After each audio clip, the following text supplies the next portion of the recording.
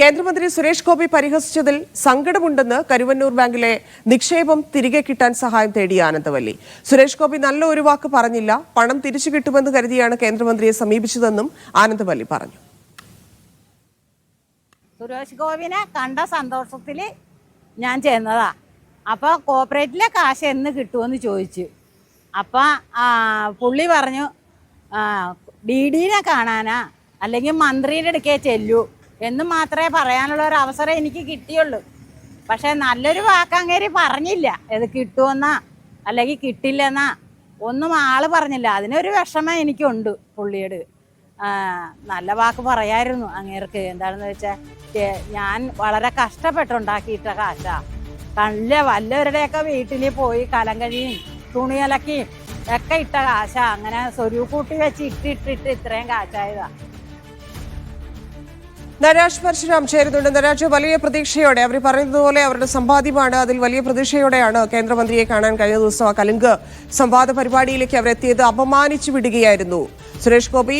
സാധാരണ ചെയ്യുന്നത് പോലെ തന്നെ ഇന്നലെ അവരോടും ആനന്ദവല്ലിയോടും പ്രതികരിച്ചു, പെരുമാറി എന്നൊക്കെയുള്ളതാണ്. നെഞ്ചത്തോട്ട് കയറിക്കോ എന്നൊക്കെ പറഞ്ഞുകൊണ്ടുള്ള വളരെ മോശമായ വാക്കുകൾ ഉപയോഗിച്ച് മനുഷ്യനെ അപമാനിക്കുന്ന രീതിയാണ് ഇന്നലെ സുരേഷ് ഗോപിയുടെ ഭാഗത്തു നിന്നുണ്ടായത്. അതിൽ എങ്ങനെയാണ് ആനന്ദവല്ലി സങ്കടം പറയുന്നത്? ഇന്നലെ രാവിലെയാണ് ഇരിങ്ങാലക്കുടയിൽ സുരേഷ് ഗോപിയുടെ കലുങ്ക് വികസന സംവാദ സദസ്സ് നടന്നത്. ആ വേദിയിൽ വെച്ചാണ് കരുവന്നൂർ മാർക്കറ്റിൽ, അതായത് കരുവന്നൂർ ബാങ്കിൽ നിക്ഷേപിച്ചിട്ടുള്ള തൻ്റെ പണം തിരിച്ചു കിട്ടാൻ എന്താണ് വഴിയെന്ന് ആനന്ദവല്ലി ചോദിച്ചത്. അപ്പോഴാണ് ED പിടിച്ചെടുത്ത കാശ് മുഖ്യമന്ത്രിക്ക് കൊടുക്കാൻ തയ്യാറാണ്, അത് സ്വീകരിച്ചുകൊണ്ട് ഡിസ്ട്രിബ്യൂട്ട് ചെയ്യാൻ മുഖ്യമന്ത്രി തയ്യാറുണ്ടോ എന്ന് മുഖ്യമന്ത്രിയോട് ചോദിക്കുമെന്ന് കേന്ദ്രമന്ത്രി പറഞ്ഞത്.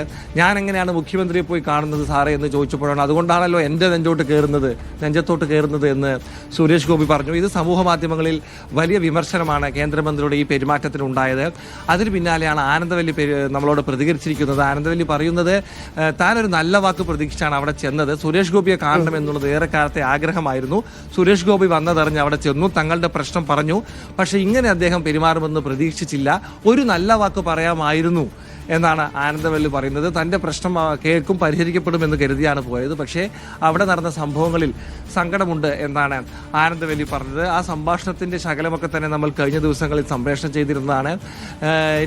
അതുകൊണ്ടാണ് എൻ്റെ നെഞ്ചത്തോട്ട് കയറിക്കോ എന്ന് സുരേഷ് ഗോപി പറഞ്ഞപ്പോൾ ചുറ്റുമുള്ളവർ ചിരിക്കുന്ന ഒരു സാഹചര്യമൊക്കെ തന്നെ ഉണ്ടായിരുന്നു. സ്വാഭാവികമായിട്ടും ചോദ്യം ചോദിച്ച ആൾക്ക് വളരെ എംബാരസിംഗ് ആയിട്ടുള്ള, വളരെ മോശമായിട്ട് ഫീൽ ചെയ്യുന്നൊരു സാഹചര്യം അവിടെ ഉണ്ടായിട്ടുണ്ടെന്നുള്ള കാര്യം കേന്ദ്രമന്ത്രി